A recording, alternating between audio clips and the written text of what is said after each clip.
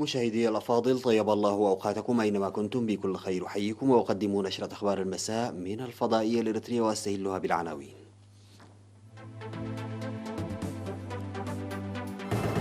الرئيس أفورقي يزور إثيوبيا. نمو جيد للمزارع في أسماط.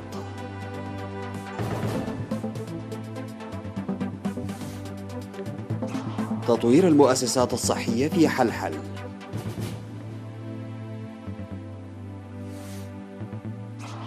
تركيا تعتزم إرسال سفينة تنقيب قبالة سواحل قبرص مجددا. أوروبا تتحضر لحزمة من التدابير الصحية الجديدة بسبب كورونا. مقتل 17 شخصا في حادث تصادم قطار بحافلة في تايلاند.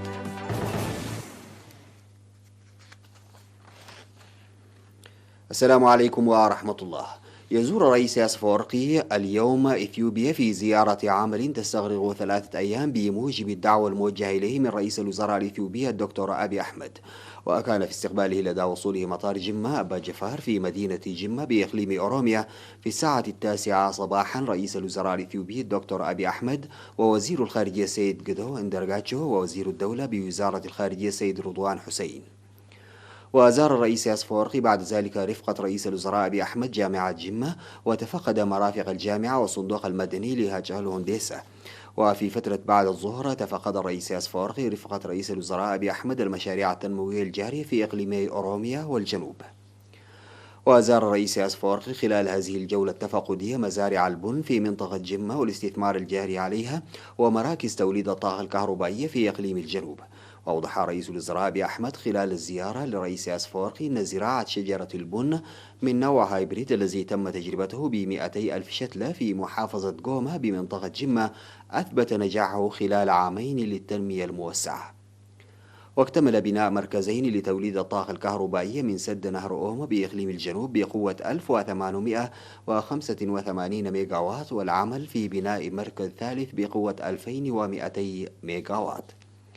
وسيبحث الرئيس أفورقي خلال زيارته لإثيوبيا العلاقات الثنائية وتطورها وسبل الدفع بها قدما مع رئيس الوزراء أبي أحمد إضافة إلى القضايا الإقليمية عامة ومنطقة القرن الإفريقي ذات الاهتمام المشترك. هذا ويرافق الرئيس أفورقي في الزيارة وزير الشؤون الخارجية السيد عثمان صالح ومستشار الرئيس السيد يماني كبراب.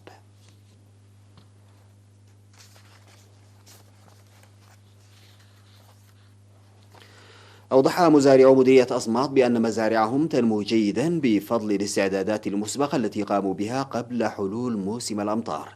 وذكر مكتب وزارة الزراعة في المديرية أن تنفيذ مزارعي ضواحي شاكا وجريت ومبلداي وأسندة وأسماط وشغالة وأوروتا للتوجيهات المهنية لحفظ البذور ومكافحة الآفات الزراعية وأنشطة حماية التربة وحفظ المياه وتدريج المزارع ساعد للنمو الجيد للمزارع. وقال مسؤول الزراعة في المديرية السيد ياسين عثمان إن أوضاع المزارع جيدة رغم عدم هطول الأمطار في شهري يونيو ويوليو. وذكر بأن هطول معدل الأمطار بلغ 344 ملم في المديرية مشيرا إلى زراعة الذرة والدخن والبقوليات. وأوضح استخدام المبيدات الحشرية لإبادة الآفات الزراعية التي ظهرت في مساحة 130 هكتارا في أوروتا وشاكا وغريت. وأشار إلى نمو الحشائش في المراعي التي تكفي حتى شهر إبريل من عام 2021.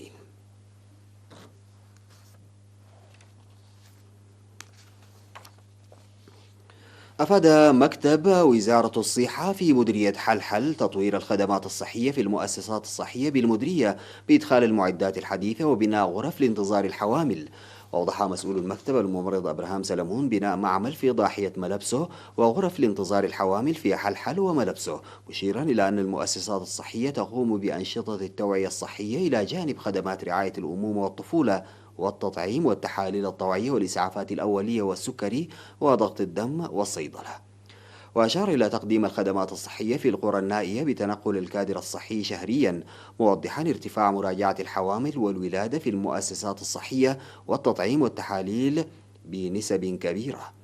وذكر بأن أوضاع مرض الملاريا غير مقلق نتيجة لأنشطة التوعية المكثفة لمكافحة المرض وإصحاح بيئة 35 قرية. وأوضح مراسل وكالة الأنباء الإريترية بأن العيادة المشيدة في ضاحية غرسب بكلفة 7.5 مليون نقفة، والتي تضم أقسام للولادة وتشخيص المرضى والتطعيم ومختبر للفحوصات والصيدلة ومسكن للمهنيين الصحيين، وقد وظف لها الكادر الصحي، ويتم إدخال المعدات الطبية لتبدأ العمل قريبا. ويوجد في مديرية حلحل مركز صحي وعيادتين.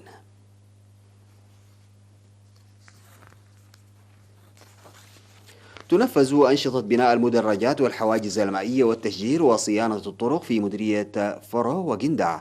وقام سكان ضواحي دانالو وإيرومالي والكا في مديرية فرو بشتل حوالي 33 ألف شجرة للبان التي نمت جيدا بالتعاون مع وحدات قوات الدفاع. وقد وضعت خطة لإعادة الغطاء النباتي إلى عهده السابق والعناية بالأشجار المغروسة. وشيدت أيضا خزانات للمياه بالتعاون مع وحدات قوات الدفاع في القيادة الوسطى لحل مشكلة مياه الشرب وبناء الطرق لربط القرى والعمل للتنمية الخضراء. وقام سكان ضاحية باتكالا في مديرية جندع بنفير لأكثر من شهرين ببناء الحواجز المائية والمدرجات وصيانة طريق ترابي بطول 12 كيلومترا إلى جانب غرس 800 شجرة وبناء غرفتين لأسرتين محتاجتين.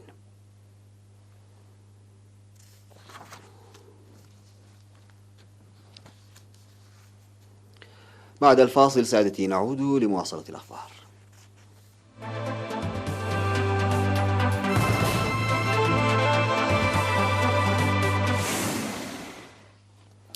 أعلنت تركيا أنها سترسل مجددا سفينة التنقيب عروج ريس إلى المنطقة المتنازع عليها في شرق المتوسط والغنية بالغاز الطبيعي، في خطوة يرجح أن تعيد رفع منسوب التوتر مع أثينا. وأعلنت البحرية التركية في رسالة إلى نظام الإنذار البحري نافتكس أن السفينة عروج ريس ستقوم بأنشطة في المنطقة بما في ذلك جنوب جزيرة كاستولوريزو اليونانية. وتنضم إلى السفينة في المهمة المقبلة سفينتان أخريان هما أتامان وجنكيز خان وفقا لنافتكس. وتتنازع تركيا واليونان العضوان في حلف شمال الأطلسي بشأن حقول غاز ونفط في شرق المتوسط في منطقة تعتبر أثينا أنها تقع ضمن نطاق سيادتها. وتصاعد التوتر في أواخر أغسطس عندما أجرى البلدان مناورات عسكرية متوازية، لكن عودة السفينة إلى الساحل التركي أحيت آمال التهدئة. والأسبوع الماضي عقد وزيرا خارجية تركيا واليونان في براتسلافا أول اجتماع رفيع المستوى بين البلدين منذ بدء التوتر حول استكشاف النفط والغاز في شرق البحر المتوسط. باتت أمريكا اللاتينية والكاريبي المنطقة الأكثر تضررا جراء فيروس كورونا، مع أكثر من 10 ملايين إصابة مسجلة، في وقت يرغم ارتفاع عدد الإصابات بشكل مقلق في أنحاء أوروبا السلطات على اتخاذ تدابير جديدة بما في ذلك فرض قيود صارمة في برلين. وسجلت منطقة أمريكا اللاتينية والكاريبي أكثر من 10 ملايين مصابا وفق حصيلة تستند إلى أرقام رسمية، وأصبحت المنطقة الأكثر تضررا في العالم من حيث عدد الإصابات والوفيات، وتواجه النتائج الأسوأ صحيا واقتصاديا في العالم بسبب الوباء. وتجاوز عدد الإصابات في الهند 7 ملايين إصابة، بعدما أضافت وزارة الصحة نحو 74 ألف إصابة جديدة في الساعات 24 الأخيرة، إضافة إلى ما يقرب من 110 آلاف حالة وفاة. ومن المتوقع أن تصبح الهند أكثر بلد متضرر من الوباء وأن تتجاوز الولايات المتحدة. هذا وتجاوز عدد الوفيات في البرازيل 150 ألفا بعد نحو 8 أشهر من تسجيل أولى الإصابات.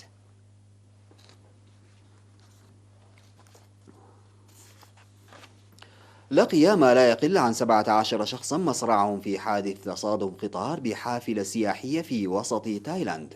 وكانت الحافلة السياحية تقل 65 راكبا عندما عبرت مسار السكة الحديد أثناء هطول الأمطار في تشاتشيو نجساو على بعد 80 كيلومترا شرقي العاصمة بانكوك، حيث صدم القطار المركبة.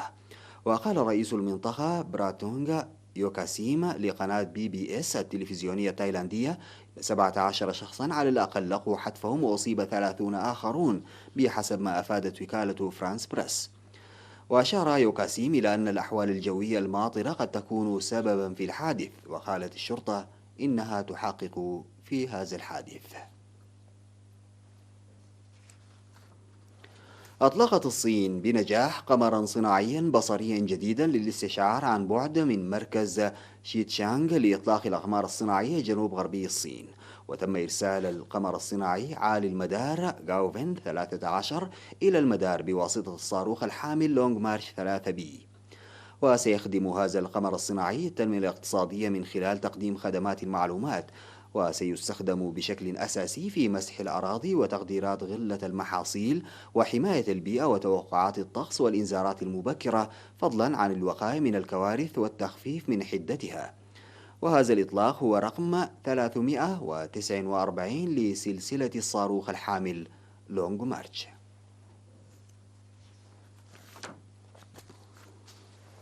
انتهت نشرة أخبار المساء، قدمتها لحضراتكم من الفضائية الإريترية. شكرا لمتابعتكم، السلام عليكم ورحمة الله تعالى وبركاته.